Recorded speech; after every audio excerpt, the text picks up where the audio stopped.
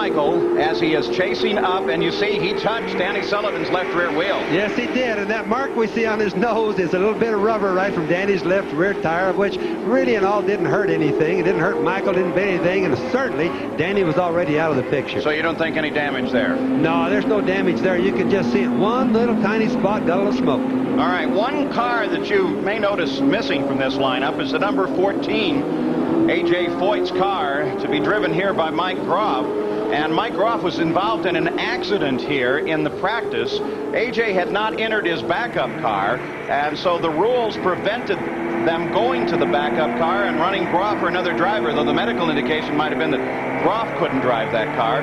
But it also was a worrisome moment, Sam. Well, I think what happened, Paul, is that they just didn't have the second car entered. Without the second car entered, they were able to tell Foyt he couldn't run it, so they couldn't do the thing. But they also said that if the field had not been full of cars, that he could have run the second car. Now that looks to me like to be a little bit of contradiction of rule reading. Yeah, it seems a shame that especially a young competitor like Groff, trying to make a name for himself with A.J.'s car, couldn't make it in. You see now the cars that are out of the field as we've completed our race summary here, and we continue to roll around this course with our second full caution of the day, and all of the cars in the field have now completed their pit stops. This is Michael. Let's take a look at it one more time. There he's coming up behind Danny Sullivan. Look at the smoke out of Danny's car. You can see he's just blowing his engine or something. Then you saw an increase of smoke just on the left rear.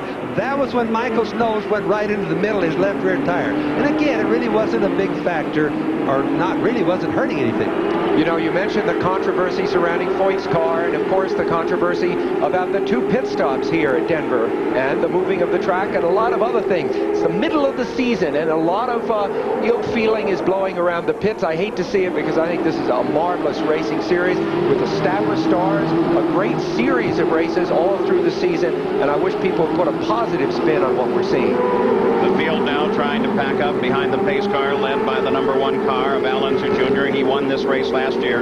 He's been spectacular on the straights as the pace car now pulls off into the pit area, and Little Al picks the pace up with Fittipaldi right behind him, and Michael Andretti running in 3rd place in what should be a marvelous run to the finish now as the green flag comes out.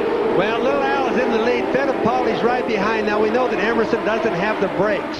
Look at Mario coming underneath him. Now there's nothing Emo can do on that. Mario was going to go on by because Emo has front brakes and he just can't help himself.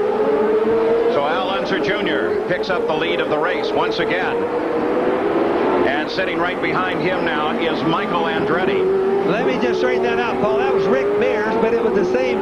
Both of the Penske cars have had rear brake problems, but Rick just wasn't able to get into the turn with Mario because of the rear brakes spoiling the fluid problem. Well, it's not too difficult to become confused here, because that is Michael just behind Little Al, but he is 1 lap off the pace, despite the fact that he runs back down in the order in 5th place. Let's go down to the pits now. Danny Sullivan has made it back.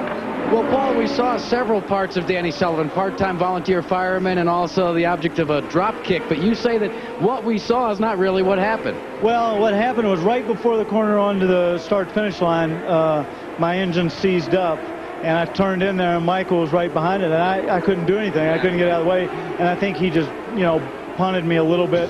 I don't think it was anything severe. I barely felt it, but I was more concerned about getting the car stopped, and I saw that it was on fire, was getting it out. Now, one of the problems, though, with this temporary course is all the chain link fence, and the corner worker had to run all the way back to get the fire extinguisher. Well, he had to go down to an opening to be able to get out onto the track, and he could see what was going on, but he just couldn't get through the fence. Paul? Of course, that's one of the problems with temporary circuits, as Michael Andretti comes inside of Al Unser Jr. and gets his lap back. So Michael Andretti now is back on the leader lap once again and runs in 5th place. 2nd place is Emerson Fittipaldi. You don't see him in the picture. He runs about 7 seconds back. Be careful not to confuse him with the number 3 car of Rick Mears. They're very much alike, but of course Fittipaldi is carrying number 5. Mario Andretti runs in third place, and he is about 3 seconds back behind Fittipaldi. Yes, Paul, and plus he has an entire lap to come around to get behind little Al, of which, normally speaking, unless they have another full course yellow, couldn't happen. But that's the things that makes it so interesting. We just had one full course yellow. They could conceivably have another one. Little Al doesn't like to lose the advantage that he had of having a full lap. Well, of course, if you would see another full course yellow, that would serve the advantage of Michael Andretti, who would come around with the leaders as Scott Brayton gets into the wall hard. A lot of damage to the front end, and this may be, I think, most certainly that full course yellow. And Mario Andretti is involved. We're suddenly aboard Mario Andretti's car here, too. He was involved in that incident. Shaking his head in disappointment. Mario Andretti definitely involved in that one. Well, he's out. Well, there he is. You can see it. The whole left front is knocked off his car. That's the reason he was shaking his head. He's definitely out of the race. He's had too many confrontations today for that car to make it anymore. The car looks so good when we can see only the right side. This is like a 24-man prize fight today. Everybody has had contact with everybody else. But let's try to remember now that... Take a look at this. Here is Scott Brayton. As he loses his brakes, ricochets off the wall, and Mario gets into him. A couple of real hard hits for Scott Brayton. Boy, that Scott Brayton hit with his left rear, bounced right across in front of Mario. There wasn't a thing that Mario could have done, no matter what he have done. It was going to be a bad collision. And boy, they shed a lot of parts off those cars there. Well, Mario climbs out of the car. Scott Brayton is already out of his. Let's try and take a look at this situation. Boy, look at the terrible damage on that car. Let's look and let's just listen to this situation.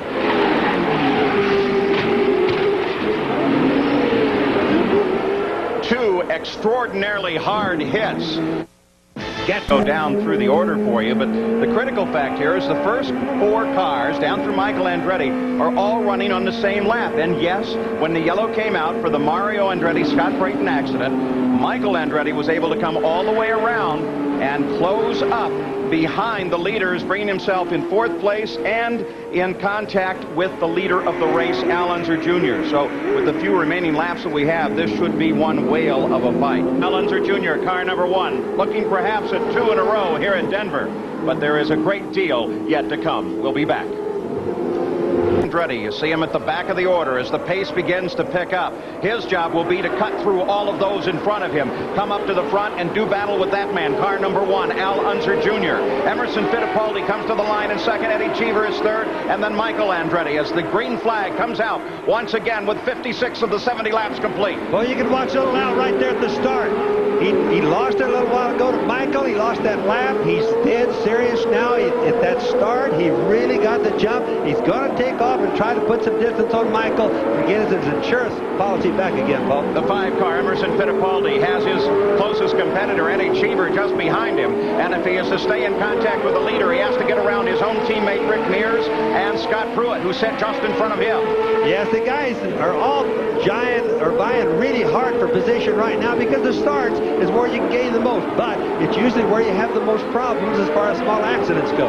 Cheever is staying right there with Emerson Fittipaldi as Fittipaldi and Cheever come by Pruitt and now have only Rick Mears to handle up if they're going to get back in touch with the leader. And I suspect as soon as Rick sees that it's his teammate behind him, he will be very careful about giving way to that following car. The drivers have all seen each other at close quarters throughout this race and have a good idea what the other strengths and weaknesses are. So they've made book. There it comes.